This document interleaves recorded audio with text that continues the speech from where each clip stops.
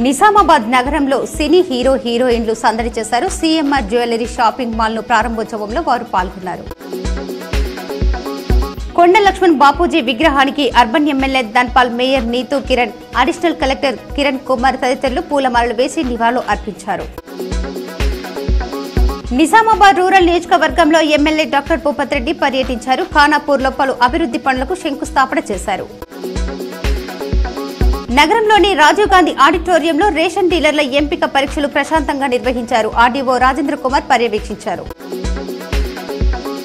ఈ నెల 28న గిరిరాజ్ ప్రభుత్వ కళాశాల పూర్వ విద్యార్థుల సమావేశం నిర్వహించనున్నామని సమన్వయకర్త దండు స్వామి తెలిపారు. తొలి తెలంగాణ ఉద్యమకారుడు మాజీ మంత్రి కొండ లక్ష్మణ్ బాపూజీ సేవలు ఆదర్శనీయమని rural MLA doctor Bhupath Reddy కొనియాడారు. ఎడపల్లి మండల సర్వసభ్య సమావేశం సాదాసీదాగా జరిగింది. అధికారులు డుమ్మా కొట్టడంతో మొక్కుబడిగా సాగింది. జగన్పల్లి కొండ లక్ష్మణ్ బాపూజీ 109వ జయంతి వేడుకలు ఘనంగా నిర్వహించారు. బాల్కొండ మండల కేంద్రంలో కొండ లక్ష్మణ్ బాపూజీ జయంతి వేడుకలు ఘనంగా నిర్వహించారు.